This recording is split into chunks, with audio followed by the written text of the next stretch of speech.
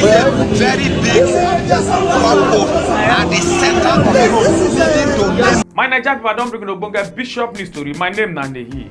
Make a sharply yarn on a story we say it just happened.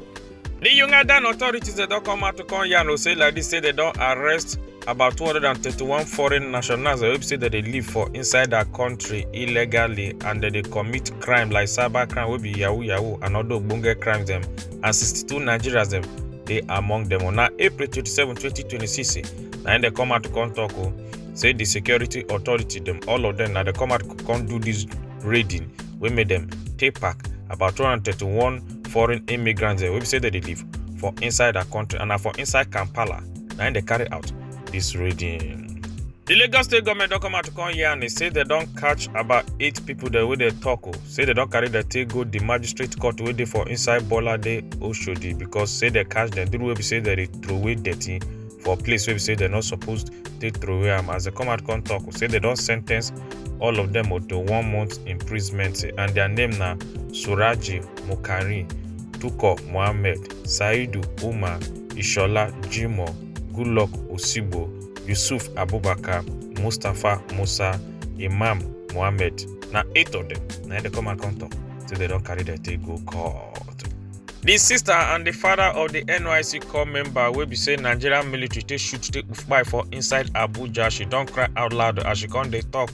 Say what pay now where we say the Nigeria Army we say they shoot the brother take by just go police station go they talk say na mistake. He say why they go do mistake they enter inside person house they shoot the person take by say because say that they find thief and also the father to don't come out to come they lament they talk say na justice now they want for on top this matter.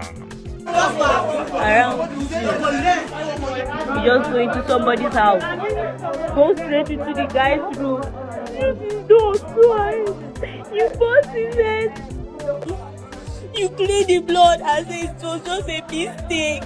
Where is this country going to? Ugandan Hollywood actor whose name is Solomon Ikeyesi don't come Pufbayo as a come out come yarn this talk say Pufbayo for inside in sleep on April 26, 2026. Now this brigade take happen we make plenty of fans them and Nollywood Actors Guild of Nigeria all of them don't come the mourner.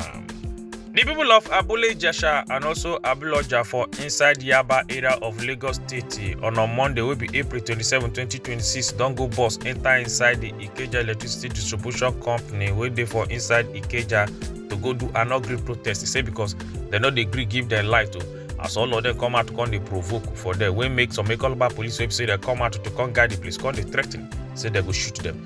They poof by. Plenty Nigerian men don't come they hail this Taraba woman after we say she need down through we say her husband to be they engage her as plenty people they come out to come they hail her.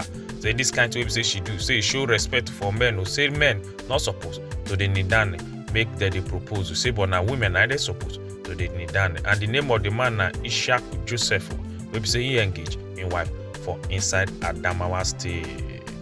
Some car owners them for inside Murtala Mohammed local airport will be MM2 don't come they provoke the verse as this woman come they yarn for on top this video. Say when she just park her car under 2 hours, now they charge her 11,500 as plenty of the car owners there for there come they provoke the verse. Say this can't say it no make sense at all. Say na tiftalizing 9 government they tiftalize money from there. Say because why person go park car just for 2 hours, if they pay 11,500 come they call on the government to say me they try they do something say because these charges say it too much. Around from 8 o'clock to 10, they are charging me 11,500.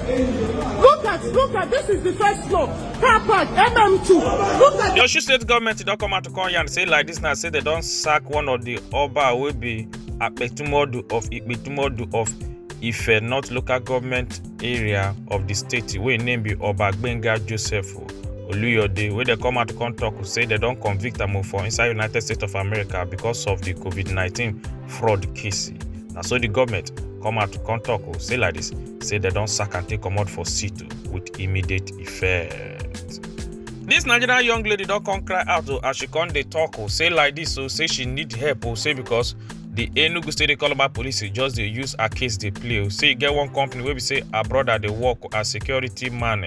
Say the brother don't they miss April 7th. and the company not even show any concern at all. Now later, na April 9th, now in the company don't come they go they give report for police. So and now she dey try one know wetin make her brother they miss, whether the brother don't move by or not. Say not they get any better response from Ekoloba police and also for the company. Say like this now she not get money to follow up the case. So say she need Nigerians to help her for on top this matter. Say because she don't travel all the way from Abuja, they go Enugu State for this case, and the Enugu State Ekoloba Police Command they not they do anything about and come they beg Nigerians to help her for on top this case. My brother worked for a company in Enugu State as a security guy, and since on 7th of this month he has been missing, and the company is saying nothing about it. This matter don't come shockalize the whole world though, after where this man wey name be Odisha for inside India don't come provoke as in come verse come go dig out the sister dead body for where they don't bury her for almost some months now. Say because the bank wey say he won't go withdraw his sister money about 20,000 rupees. Say the bank not agree to give her the sister money. Say now make her take proof, can't go dig out the sister dead body to carry and take go the bank. Say the bank must pay her the sister money by fire by force. This Bayelsa man don't come taking time to come do this video as he come they call on the Bayelsa state government to say make they respond sharply. Say because like this now get one big hole we don't reach almost 1 meter we bus enter ground for middle of road. As he come they talk say this road say now they lead to Nembe area.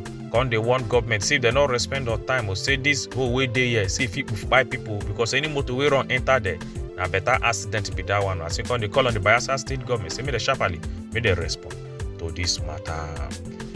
This is a very big pothole at the center of the road leading to Nembe city. And this road is over 1 meter deep at the center of the road. Nigeria Ekoloba police don't come out come and say they don't they touchlight this matter after they see this video of one commercial bus wey be saying one Nigeria Ekoloba policeman now they drive and come even they threaten saying go shoot and buy the people waiting for inside the motor and carry that dead body they throw away for inside river.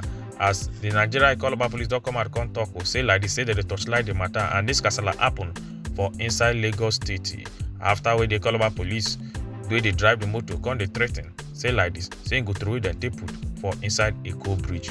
As the Lagos State Ekoloba Police Command don't come out come yarn this talk on April 27, 2026. Say like this, say that they touchlight the matter.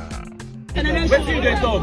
You don't say you want kill us, Abi. You want kill us, say you want kill. Okay, who you want kill?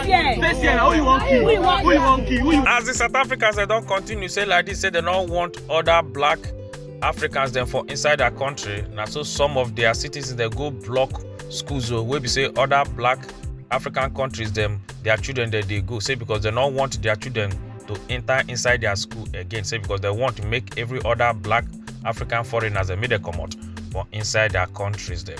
Before the South African Ekoloba police, all of them don't come out, contact that for ground to make sure say peace go day for inside the school. The police are here, don't be scared.